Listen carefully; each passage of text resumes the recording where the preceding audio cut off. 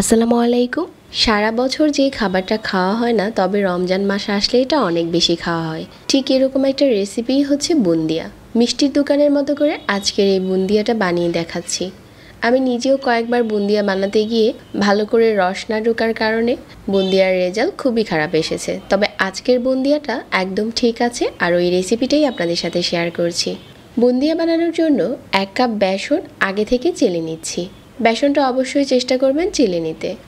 বেসনটা চেলে নেওয়া হয়ে গেছে। তারপর এখানে 1/4 চা চামচের মতো দিয়ে দিচ্ছি লবণ আর চিমটি পরিমাণ জর্দার রং। রংটা অপশনাল, কেউ চাইলে স্কিপ করতে পারবেন। এখন লবণটার সাথে আর রঙের সাথে বেসনটা মিশিয়ে নিচ্ছি, আর অল্প অল্প করে পানি দিয়ে হাত দিয়ে মিশিয়ে একটা গোলা তৈরি করে নিচ্ছি। বুন্দিয়ার গোলাটা চেষ্টা করবেন হাতেই গোলাতে, তাহলে এই মিশ্রণটা অনেক বেশি আঠালো হবে আর বুন্দিয়ার ভালো রেজাল্ট পাওয়া যাবে। এভাবে করে মিশিয়ে নিচ্ছি খুব ভালো করে। আমার এখানে 1 কাপ পানির থেকে একটু কম লেগেছিল। তো এখন আমাদের বুন্দিয়ার মিশ্রণটা একদম ঠিক আছে। একটা সাইডে রেস্টে দিয়ে দিচ্ছি 10 থেকে 15 মিনিটের জন্য। আর এই ফাঁকে আমরা বুন্দিয়ার শিরা বানিয়ে নিচ্ছি। চুলায় আরও একটি প্যান বসিয়ে 1.5 কাপ নিয়ে নিচ্ছি চিনি, পানি দিয়ে দিচ্ছি 1 কাপ, 3টার মতো এলাচ দিয়ে দিচ্ছি। তারপর এই শিরাটা জাল করে নিচ্ছি। শিরাটা যখন কিছুটা ঘন হয়ে যাবে, ওই পর্যায়ে চুলা থেকে নামিয়ে একটা সাইডে রেখে দিচ্ছি। আরও একটি প্যান বসিয়ে পর্যাপ্ত পরিমাণের তেল দিয়ে দিচ্ছি। তেলটা যখন ভালো করে গরম হয়ে গেছে, তারপর এরকম ছিদ্রযুক্ত ওলা চালনি নিয়েছি, যেটা দিয়ে আমরা আজকে বুন্দিয়াগুলো বানিয়ে নিব। তবে আপনার কাছে এরকম ছিদ্রওয়ালা যে চালনিগুলো থাকে, আপনি ওগুলো দিয়ে বুন্দিয়া বানিয়ে নিতে পারেন। ছাঁকনিটা তেলের একটু উপরে ধরবেন, যাতে একটা একটা করে পড়তে সুবিধা হয়।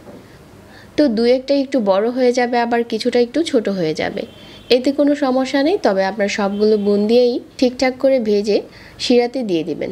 সবগুলোই ভালো শিরা টেনে নেবে। আর আপনার বাসায় যেই ছিদ্রযুক্তওয়ালা চালনিটা আছে, ওইটা দিয়ে আপনি বুন্দিয়াটা বানিয়ে নিতে পারবেন। এভাবে করে সবগুলো ভেজে ভেজে আমি শিরার উপরে দিয়ে দিচ্ছি। আর গরম থাকা অবস্থায় শিরাতে দিতে হবে, যাতে সাথে সাথে শিরাটা টেনে নেয়। সবগুলো যদি আমরা একসাথে ভেজে তারপরে শিরাতে দিই, তাহলে কিন্তু শিরা টানবে না। আপনি প্রতিটা বেজ বাছতে থাকবেন আর শিরাতে ডুবাতে থাকবেন। গরমটা যখন শিরার উপরে দিয়ে দিবেন, তাহলে সাথে সাথে শিরাটা টেনে নেবে। আর অল্প কিছু বুন্দিয়া আমি রেড ফুড কালার দিয়ে বানিয়েছিলাম, এটা অপশনাল, দেখতে যাতে একটু সুন্দর লাগে। এখন সবগুলো বুন্দিয়া এভাবে করে শিরাতে দেওয়া হয়ে গেছে। আর এখন শিরা থেকে উঠিয়ে নিচ্ছি। আর এই বুন্দিয়াগুলো দেখেই বোঝা যাচ্ছে যে ভিতর থেকে কতটা শিরা টেনে নিয়েছে।